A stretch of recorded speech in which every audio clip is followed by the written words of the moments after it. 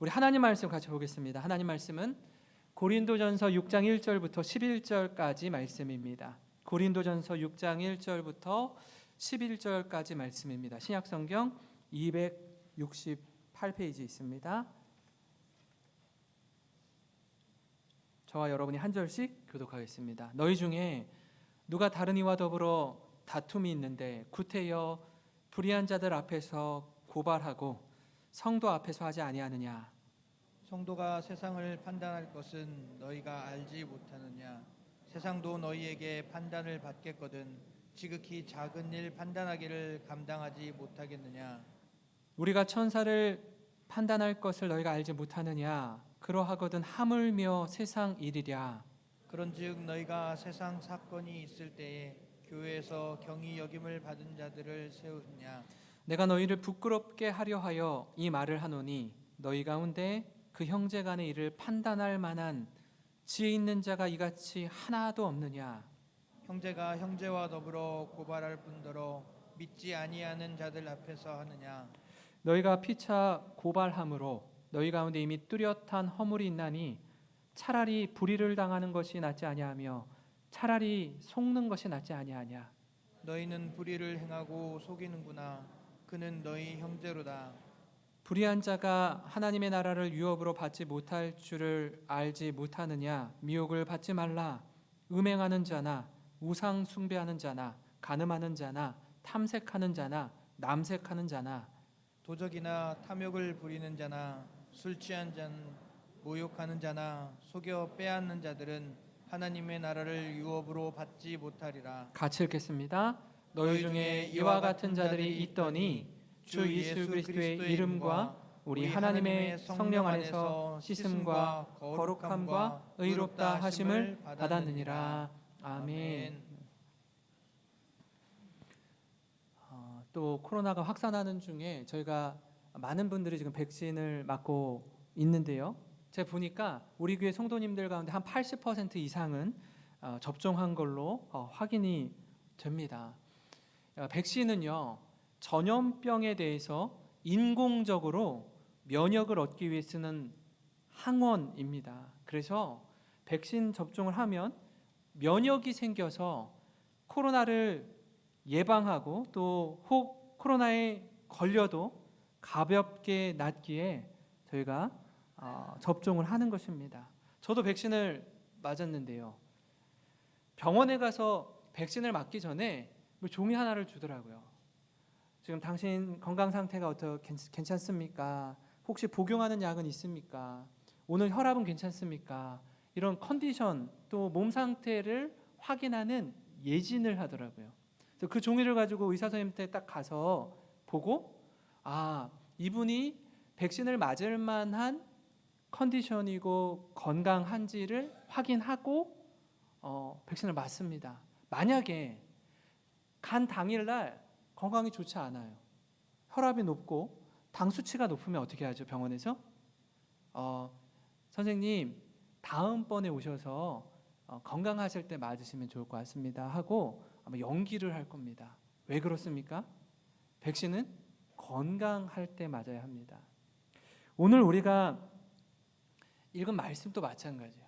제가 말씀을 준비하면서 이성희 목사님의 글 하나를 보고 여러분과 함께 나누기 원하는데요. 한번 들어보실까요? 어떤 두 사람이 버스에서 심하게 다투고 있었습니다. 좁은 공간이죠. 많은 승객들이 타고 있는데 그들을 아랑곳하지 않고 소리를 높여 싸우는 거예요. 함께 타고 있던 다른 승객들이 얼마나 불편하겠습니까?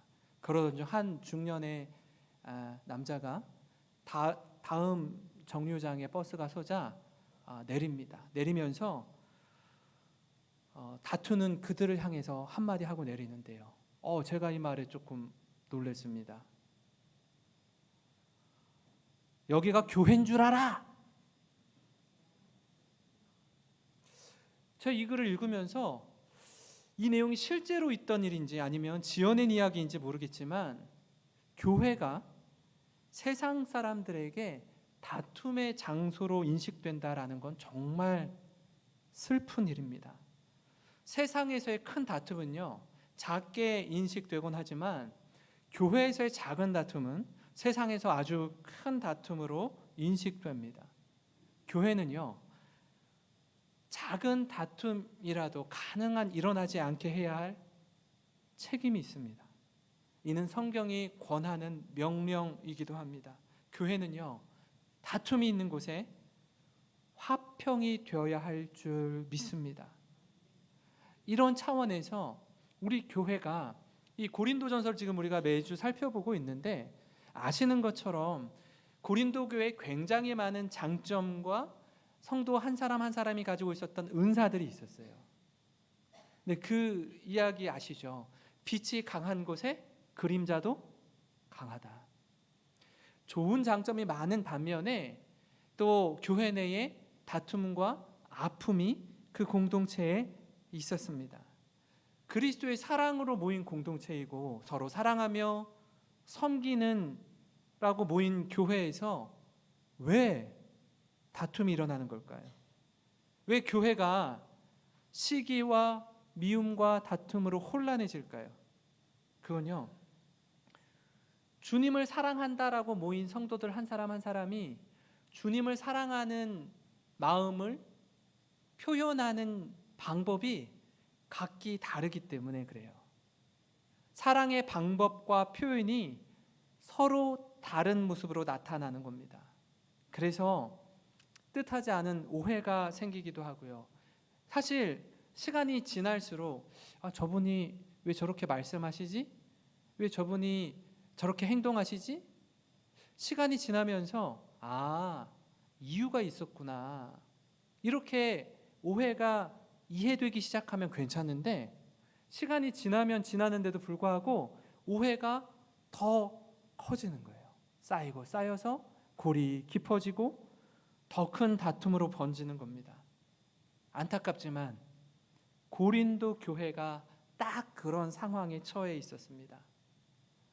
이렇게 교회가 아파하고 성도들이 아파할 때 저와 여러분들은 어떻게 해야 합니까? 첫 번째로는요, 교회가 아파할 때 교회가 품어야 합니다. 성도가 아파할 때요, 성도가 품어야 합니다. 1절과 2절 말씀을 보시면, 너희 중에 누가 다른 이와 더불어 다툼이 있는데 구태여 불의한 자들 앞에서 고발하고 성도 앞에서 하지 아니하느냐? 성도가 세상을 판단할 것을 너희가 알지 못하느냐? 세상도 너희에게 판단을 받겠거든 지극히 작은 일 판단하기를 감당하지 못하겠느냐? 바울이 이렇게 묻습니다. 교회 안에요, 다툼이 일어날 수 있습니다. 그러면 자초지종을 확인하고 오해할 만한 게 있으면 이해의 접점을 찾고 해결하면 됩니다. 왜냐하면 모두가 연약함이 있는 사람인데 교회라고 해서 왜 이런 일이 없겠습니까?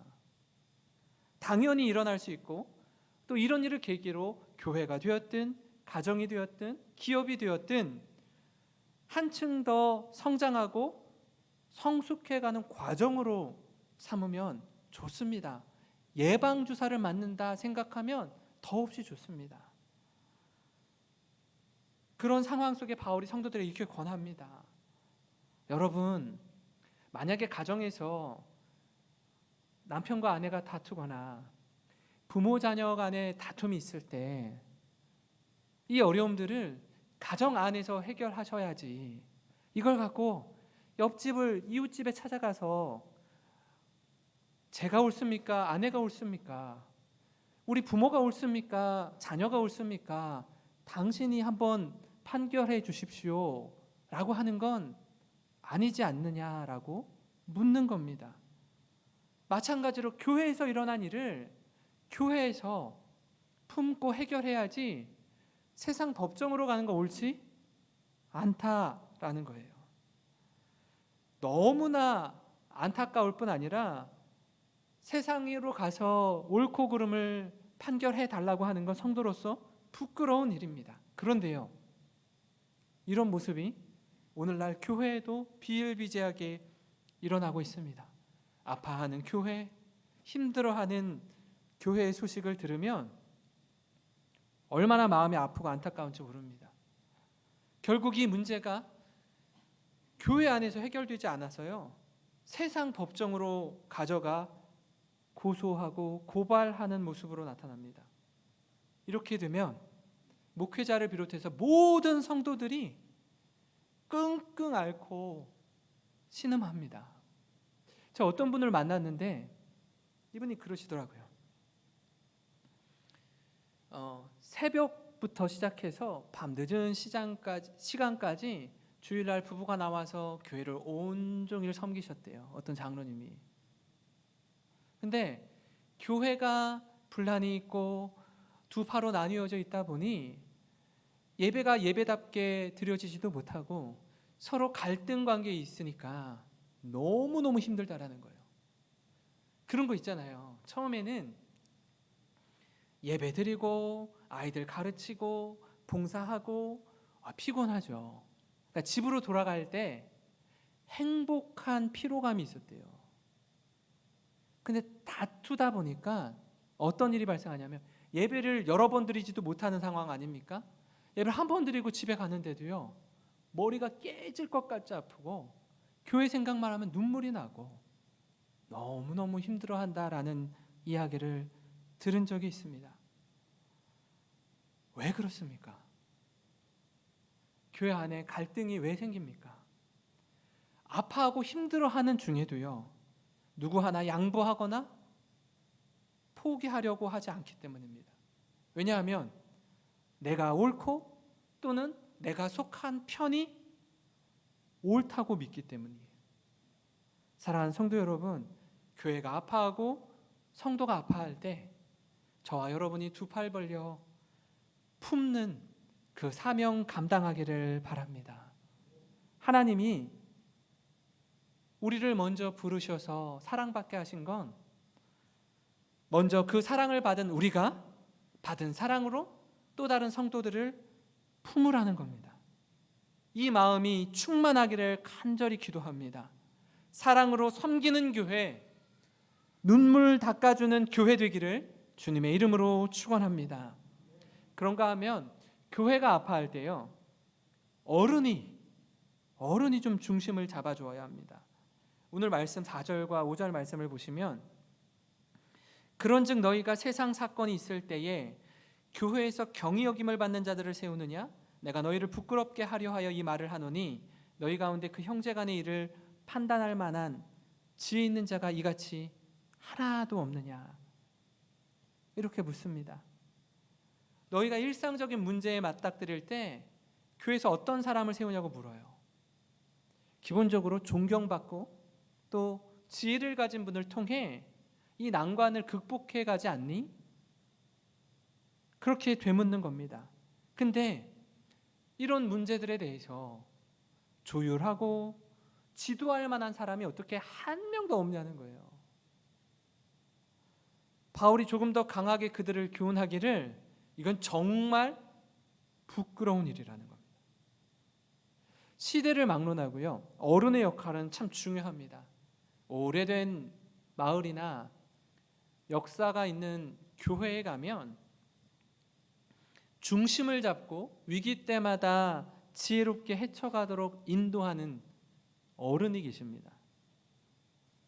이분들이요, 연로하시고 좀 몸이 불편하고 편찮으셔서 그냥 이렇게 보면 아무것도 하지 못하는 상황에 계셔 보이는데, 정말 중요한 일을 결정할 때나 위기의 순간 지혜를 구할 때 가만 보면 모두가 그분을 바라보고 있어요. 왜 그렇습니까? 수많은 연륜과 경험을 통해서 얻은 그 어른의 지혜를 존중하기 때문입니다. 미처 젊은 사람들, 똑똑하다고 하는 사람들, 그들이 경험하지 못하고 깨닫지 못한 깊은 하나님의 뜻을 가르쳐 주기 때문입니다. 저는요, 우리 교회에 이런 분들이 많이 계시다고 생각합니다. 이미 현직에서 물러나셔서 은퇴하신 우리 장로님들, 우리 권사님들, 집사님들, 이분들이 겉으로는 드러나지 않지만 교회를 든든하게 세우고 배후에서 뜨겁게 교회를 위해 기도하고 연약한 지체를 위해 섬기는 그분들이 계시기에 오늘날 우리 교회가 건강하게 세워져 있는 줄 믿습니다. 예수님이 부활하시고 승천한 다음에 마가의 다락방에 성령 강림 사건을 통해서 예루살렘 교회가 세워집니다. 그리고 12 사도들이 가서 복음을 전하고 놀랍게도 복음의 역사 가운데 교회가 폭발적으로 성장하고 부흥을 해요. 준비가 되지 않았는데 성도들이 많아지자 문제가 하나둘씩 올라오기 시작하거든요. 그 중에 하나의 문제가 뭐였냐면 히브리어를 사용하는 유대인, 본토 유대인과 헬라어를 그리스어를 사용하는 디아스포라 유대인들 간에 갈등 구도가 생겼어요. 이 다 성도인데 교회에 구제하는 사역이 있었는데 팔이 자꾸 안으로 굽는다고 원래 있는 이 예루살렘 교회의 기존 멤버들 또 이 지역에 살고 있는 사람들이 텃세를 부리는 겁니다.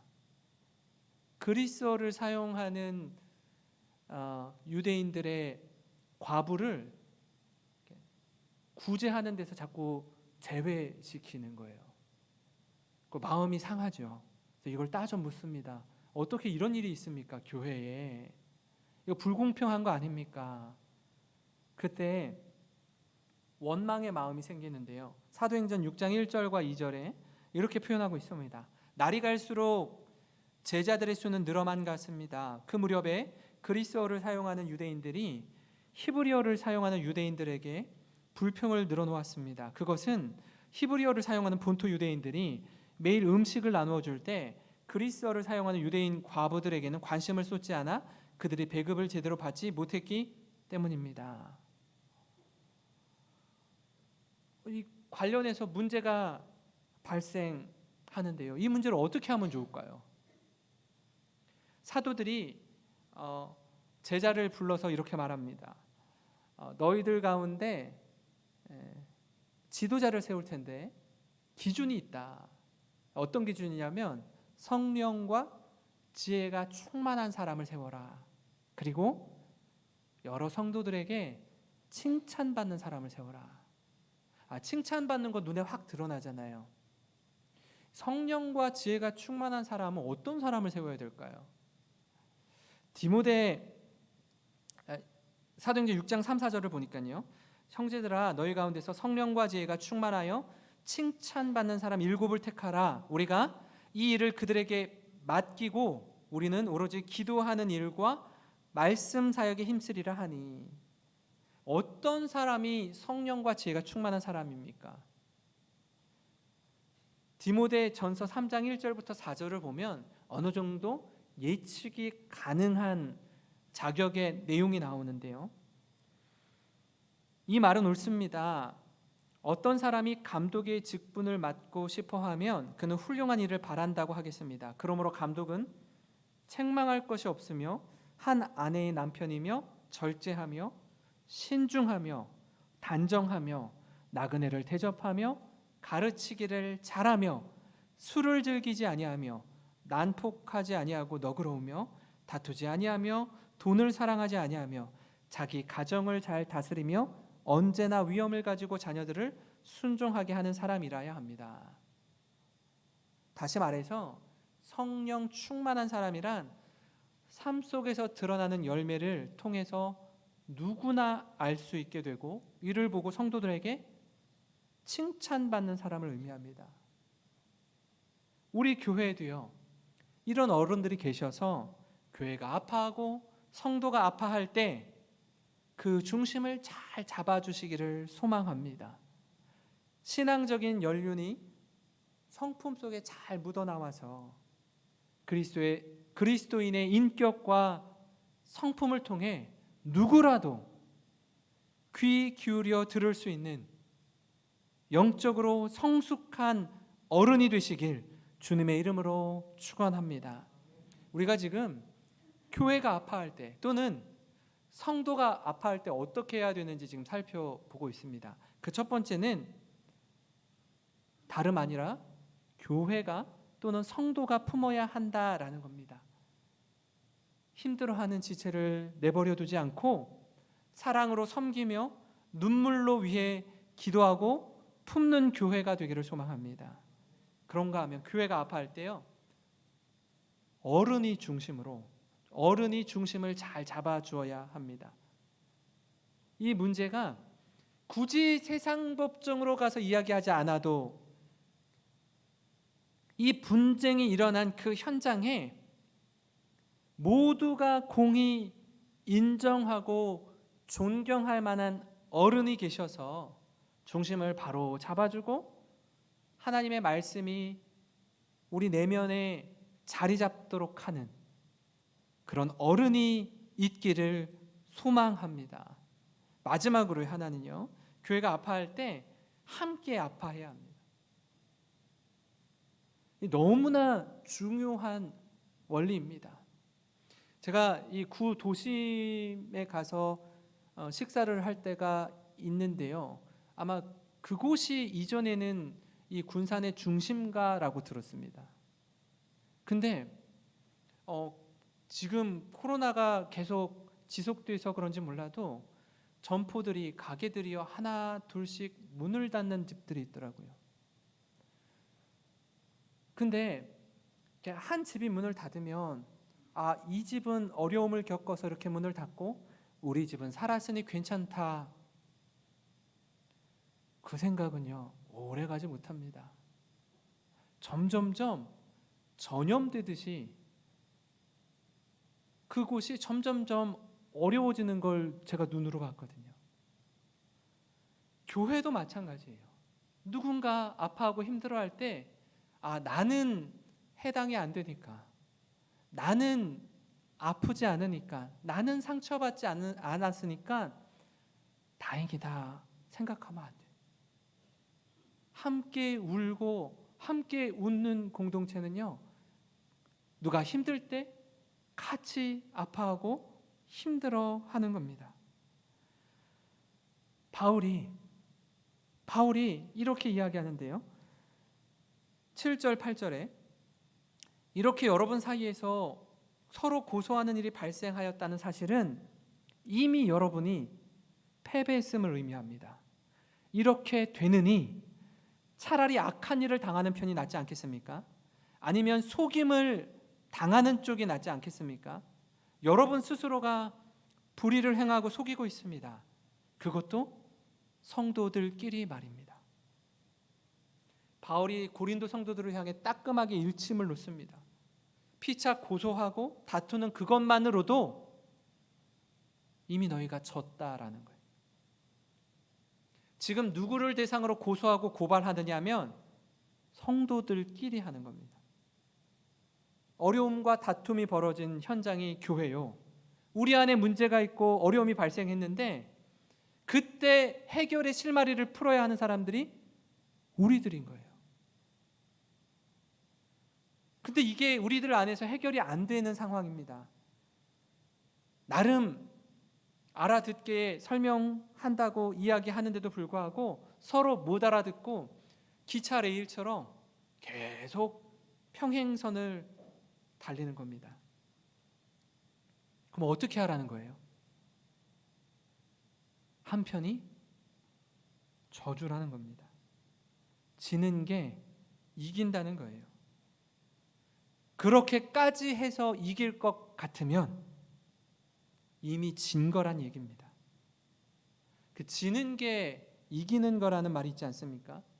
이 말은 무능력한 패배자가 되란 뜻이 아니라 상대를 용서할 수 있는 강한 사람이 되란 뜻입니다. 제가 최근에 아파하고 힘들어하는 교회의 어떤 장로님을 만났습니다.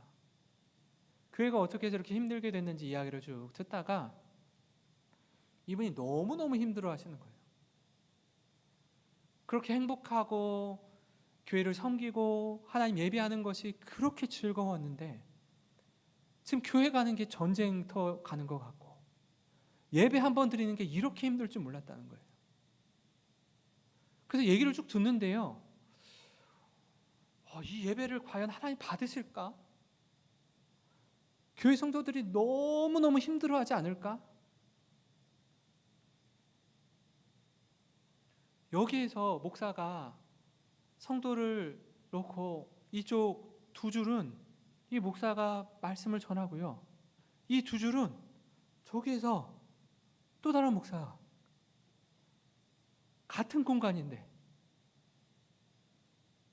또 찬양할 때 여기도 찬양하고 다른 찬양하고 막 누구를 위해 예배하는 건지 너무너무 억장이 무너진다는 거예요.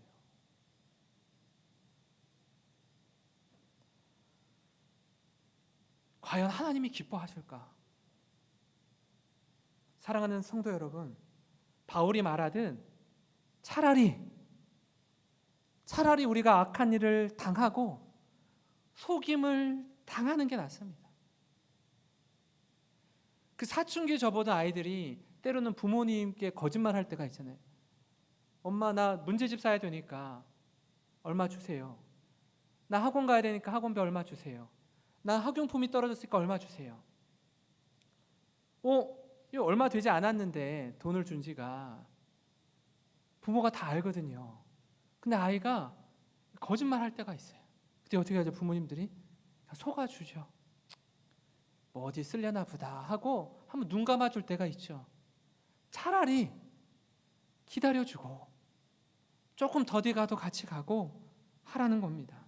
사랑하는 성도 여러분, 기다리고 기도하는 것, 할 말이 정말 많지만 끝까지 인내하며 가정과 교회를 위해 눈물 흘리는 것, 이게 공동체를 살리는 길이요, 성숙한 어른의 모습이요, 영혼을 살리는 일임을 기억하고 이 길 함께 걸어가는 모든 성도님 되시기를 주님의 이름으로 축원합니다.